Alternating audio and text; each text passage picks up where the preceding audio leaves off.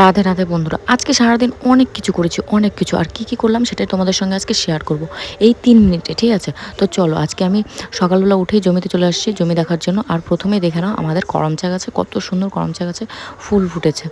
আর এইদিকে দেখো আখের জমি, মানে সাধারণ যেগুলো ফসল হয় সেগুলো, ধান টান। তো এত সুন্দর লাগছে, সকালের আবহাওয়াটা দারুণ লাগছে। আর এইদিকে দেখো গাছগুলো বেশ সুন্দর লাগছে, মাটিগুলোও কিন্তু বেশ সুন্দর লাগছে। আর এইদিকে জানি না আমি এখনও কি লাগিয়েছে যদি জানি তো নেক্সট টাইম তোমাকে জানাবো। জানি না এরকম তিরপল দিয়ে কেন ঢেকেছে। আর এইদিকে দেখো সবুজ প্রকৃতি, শুধু সবুজে সবুজ। আর সামনে থেকে সকালবেলা দেখার ফিলিংসটাই অন্যরকম। আর সকালবেলা যে মিষ্টি হাওয়াটা দেয় সেটা বলে বোঝানোর মতো না।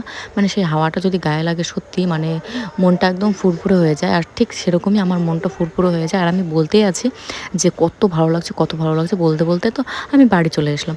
আর বাড়ি এসে এদিকে দেখো ব্রাশ করতে বসে পড়েছি, কারণ মায়ের অনেকটাই কাজ হয়ে গেছিলো, আমার কাজ করার মতো কিছু ছিল না।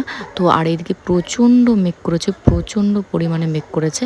আর সেই জন্য মা এখানে দাঁড়িয়ে আছে যে কি করবে না করবে। মেঘ করেছে যেহেতু, গ্যাস শেষ হয়ে গেছে, টেনশন করছে। আর এদিকে আমি চিয়া সিড ভিজিয়ে রেখেছিলাম রাত্রে, সেটাই খেয়ে নিচ্ছি। আর সত্যি কথা বলতে টেনশন আমারও হচ্ছিলো যেহেতু গ্যাসটা শেষ হয়ে গেছে। আর এদিকে আমি উনুনে জল গরম করতে পারছি না। আর এদিকে বাবাকে ছাতু দিয়ে দিয়েছি। আর তারপরে ঘরে এসে দেখছি বাবা নেই ঘরে, কোথায় গিয়েছে জানি না। তো যাই হোক, ছাতুটা ঢেকে রেখে দিলাম। তারপরে এইদিকে আমি স্নান করে রেডি হয়ে জিমে চলে আসলাম। এসে দেখো জিমে সবাই সবার মতো ব্যস্ত। আর এইদিকে প্রচণ্ড পরিমাণে জিমে ভিড় হয়েছিল, মানে বলার বাইরে এত ভিড় হয়েছে। আর এইদিকে একটা ঠাকুরমশাই এসেছিলো, সে আমাকে কপালে আর কি তিলকের ফোঁটা দিয়ে দিল। তারপরে আমি বাড়ি এসেছি, এসে আমার কিছুটা জামাকাপড় ভিজিয়ে রেখেছিলাম, কারণ কয়েকদিন ধরে প্রচণ্ড মেঘলা মেঘলা। তো আজকে একটু রোদ দিয়েছে, সেই জন্য জামাকাপড়গুলো ধুয়ে দিয়েছি। তারপরে ভাবলাম কি করব, দুপুরবেলা তো মা ঘুমিয়েছিল, তাই ভাবলাম আমিও মায়ের সঙ্গে একটু ঘুমিয়ে পড়ি। তারপরে ঘুম থেকে উঠে মাকে বললাম, মা আমার জন্য একটা আইসক্রিম নিয়ে আসো, আইসক্রিম খেতে ইচ্ছা করছে। তো মা এদিকে আইসক্রিম নিয়ে এসেছিলো। আর হচ্ছে মায়ের ফুচকা খেতে ইচ্ছে করছিলো বলে মা কেনা ফুচকা নিয়ে আসছিলো। তো সেই ফুচকাটাই আমরা ভাবছিলাম। তারপরে জানো না কি বলবো, আর সারাদিন ভাত খাইনি, সেই 4:30টার সময় ভাত খেয়েছি সারাদিন পরে। ভাবা যায়, এটা সেটা খেয়েই যাচ্ছি। তারপরে বিকেলবেলা আমি আর মা বাবা গল্প করতে বসে পড়ে গেছি। আর আমরা কি গল্প করি সেটা তুমি একবার খালি শোনো, কিভাবে আমি রাগাই মা বাবা। তোর জামা দেখা যায়, জামা দেখা যাবে পাকে মশা করলাম তাই না। কি করবি, ডায়লগ স্যার ডায়লগ স্যার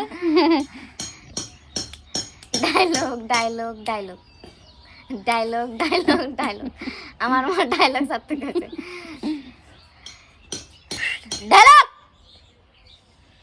তোরা তো ক্যামেরা ধরতে পারিস, তাহলে তো আমি একটু তাড়াতাড়ি ভাইরাল হয়ে যাই, মেলা টাকা ইনকাম করতে পারি। তোর বাবা তো ভালো পারে বলে ধরতে। বাবার হাত কাঁপে যে। যাই হোক, আমি সারাদিন বাড়িতে এরকমই করি, যার জন্য মা বাবা একটু ভালো আছে। না হলে সত্যি ওরা টেনশনে থাকতে পারতো না। তারপরে বিকেল হয়ে গেছে, আমি মাঠে গেছিলাম। তো মা তখন বললো চল জমিতে একটু সার বিষ দিয়ে আসি, পোকা লেগে গেছে। তো জমিতে মা বিষ দিচ্ছিল।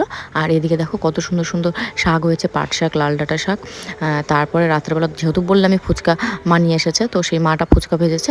আর আমি আলু মাখিয়েছি, আর হচ্ছে তেঁতুলের টক জল করেছি। আর আমি তো একটা প্রথমে খেয়ে নিলাম, তারপরে এদিকে প্রথমে বাবাকে দিয়ে দিলাম, যেহেতু বাবাকে বানিয়ে দিতে হবে। বাবা উপরে বসে বসে খাচ্ছে আর টিভি দেখছে।